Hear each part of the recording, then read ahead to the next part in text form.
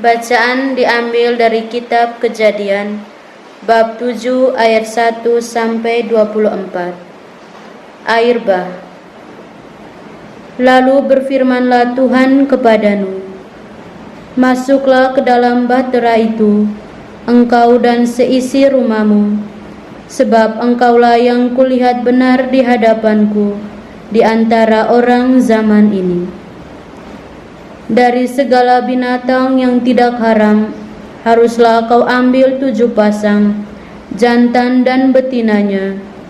Tetapi dari binatang yang haram 1 pasang, jantan dan betinanya. Juga dari burung-burung di udara 7 pasang, jantan dan betina, supaya terpelihara hidup keturunannya di seluruh bumi.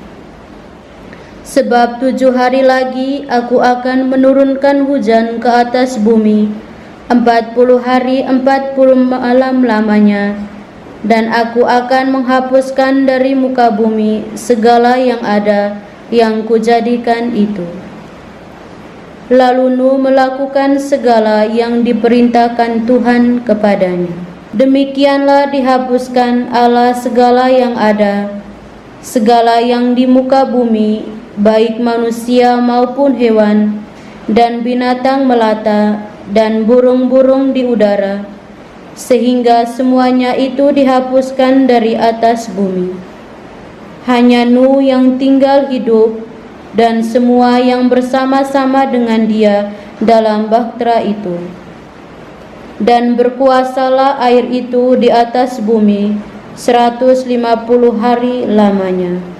Para suster dan para postulan, untuk mengawali renungan kita kali ini, marilah kita saksikan ilustrasi tentang jeritan bumi.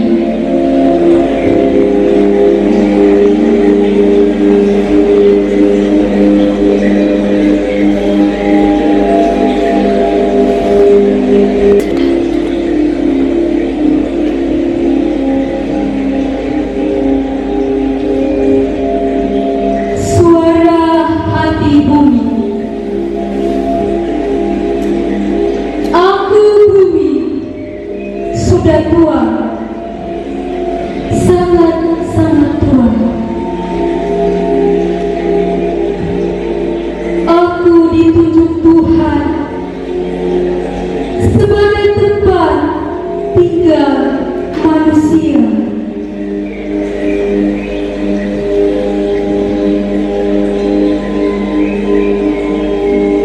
Aku dicipta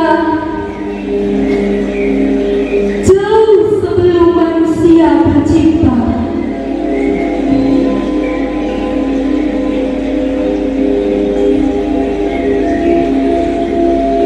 Namun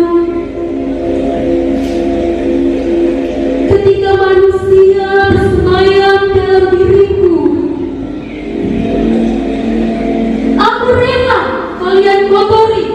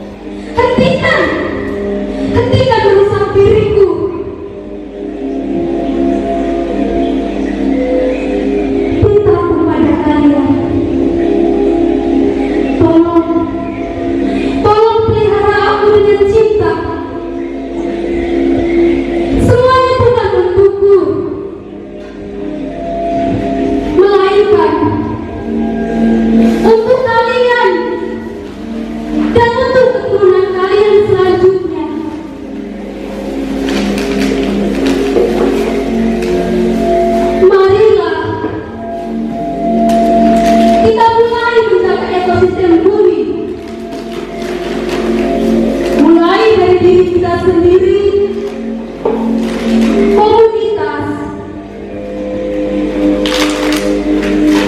dan masyarakat kita.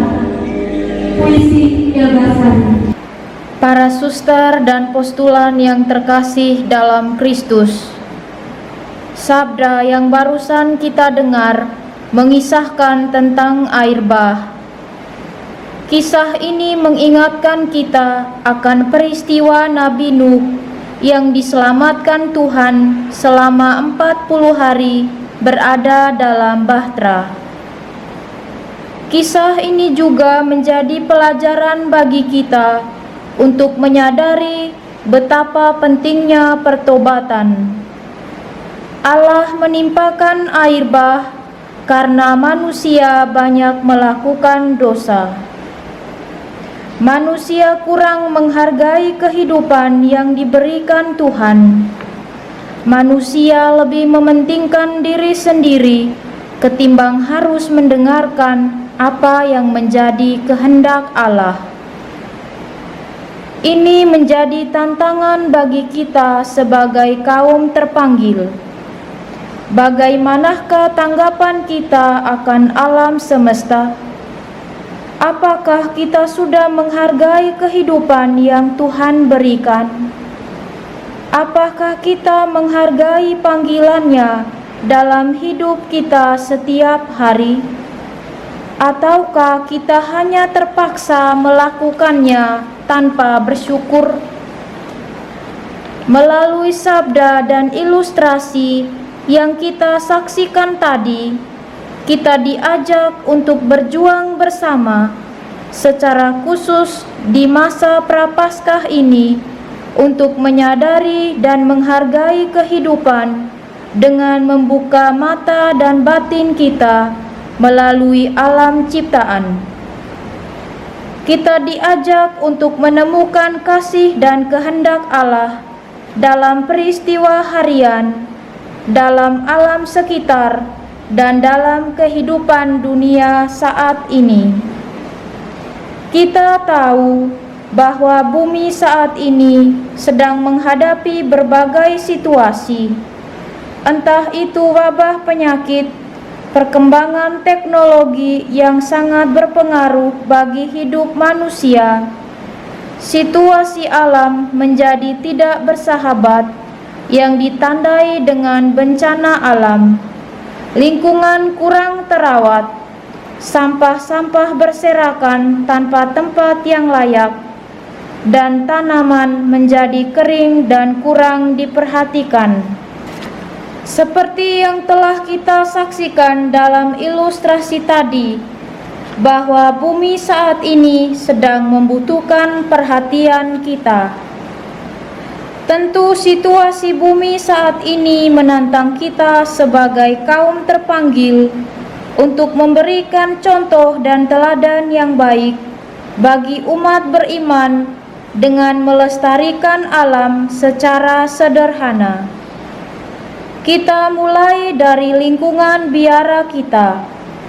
Selain itu, kita pun mesti membersihkan dan merawat hati kita dengan membiarkan karya Allah bekerja dalam hidup kita, terutama dalam masa Prapaskah yang penuh makna ini dengan nilai-nilai rohani, agar kita semua dilayakan untuk menyambut hari kebangkitan Tuhan dengan hati yang bebas dan tenang.